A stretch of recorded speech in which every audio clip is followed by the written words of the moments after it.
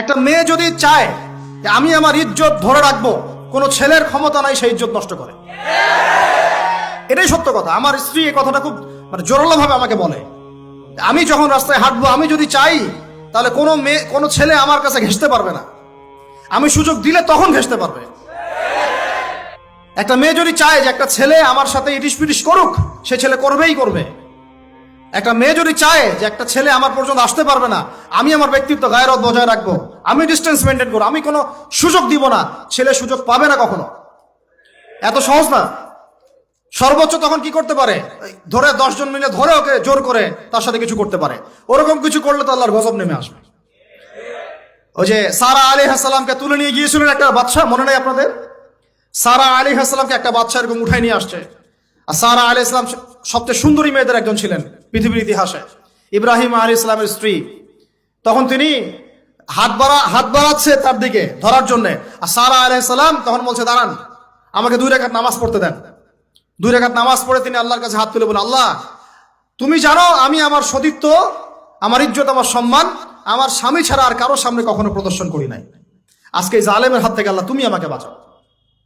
ওই দিকে ইব্রাহিম আলাইহিস সালাম নামাজে দাঁড়িয়ে গেছেন।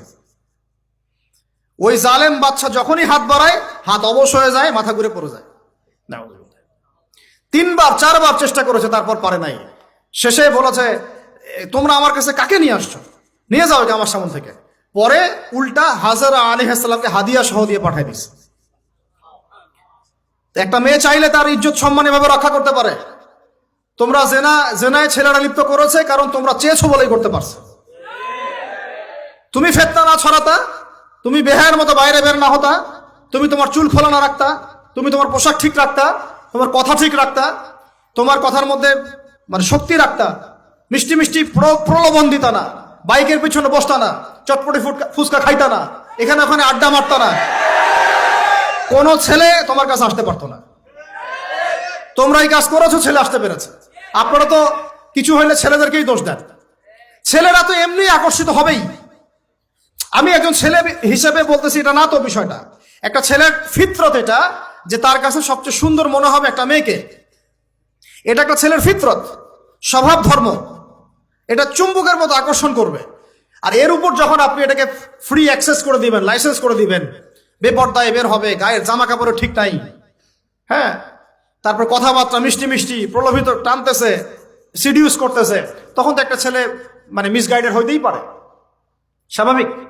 ছেলেরও দোষ আছে, কিন্তু অবশ্যই এখানে মেয়েরও দোষ আছে। আমরা তো অনেক সময় ঢাকা শহরে দেখি রাত 10টা 12টা বাজতেছে, আমরা মাহফিল করে যাচ্ছি, কোনোদিন বাসায় ফিরতে 1টা 2টা 3টাও বাজে। রাত 3টার সময় ছেলে মেয়ে বাইকে করে ঘুরতেছে ঢাকা শহর। ওই মেয়েটার কি বাসায় বাবা নাই, ভাই নাই, কোনো স্বামী বা কেউ নাই, মাহারাম কেউ নাই? তো আমরা সুযোগ দিচ্ছি বলেই তো আমাদের ঘর পর্যন্ত ঢুকতে পারছে। সবার আগে মেয়েদেরকে শক্ত হইতে হবে। আর মেয়ের বাবা যারা, আমি তো নিজেও মেয়ের বাবা, আমরা বাচ্চাদের সাথে সময় কাটাই আর ভাবি যা কি যে হবে ভবিষ্যতে আল্লাহ ভালো জানেন। কিভাবে মেয়েকে মানুষ করব, কিভাবে সতীত্ব রক্ষা করবে আমাদের মেয়েরা। যা চলতেছে অনেক মাদ্রাসার মেয়ে পর্যন্ত নষ্ট হয়ে গেছে। আপনারা জানেন না তো, আমরা জানি কথা। মাদ্রাসায় পড়ুয়া বহু মেয়ে নষ্ট হয়ে গেছে। যতদিন পর্যন্ত এদের হাতে মোবাইল ফোন ছিল না, ইজ্জত ঠিক ছিল। মোবাইল ফোনটা যখনই ঢুকেছে, ইজ্জত নষ্ট হয়ে গেছে বহু মেয়ের।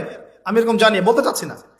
যাই হোক, ওই জায়গায় আসেন, ওই ছেলেটা তখন 100 স্বর্ণমুদ্রা অর্জন করেছে, কষ্ট করে আর্ন করেছে। যে আপনাদেরকে বলে যে নিজের পায়ে দাঁড়াও, তারপরে তোমার সাথে রাজি। সে অনেক কষ্ট করে 100 স্বর্ণমুদ্রা অর্জন করে মেয়ের কাছে গিয়েছে। চাচাতো বোনকে বলেছে যে স্বর্ণমুদ্রা নাও, এখন বলো তুমি রাজি না। সে মেয়ে বলছে হ্যাঁ ঠিক আছে। তো এখন দুজনের মধ্যে যা হওয়ার তাই হচ্ছে। অ্যাডাল্ট আপনারা সবাই বুঝেন। কিন্তু এখন মূল যে কাজটা, স্বামী স্ত্রীর যে মূল মিলন, এই মিলনটা করার জন্য সেই ছেলেটা বসছে।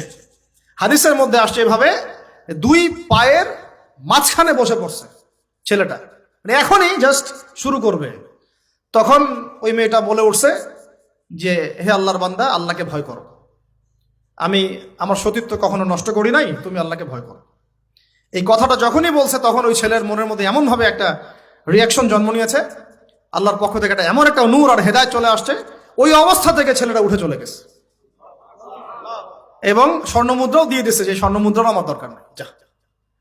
এবার সেই গুহার মধ্যে বন্দী অবস্থায় আল্লাহর কাছে হাত তুলে দোয়া করতেছে, আল্লাহ তুমি যদি জানো ওই কাজটা আমি তোমার সন্তুষ্টির জন্য করেছিলাম, আজকে আমাকে এই সাক্ষাৎ এই মৌতের হাত থেকে বাঁচাও।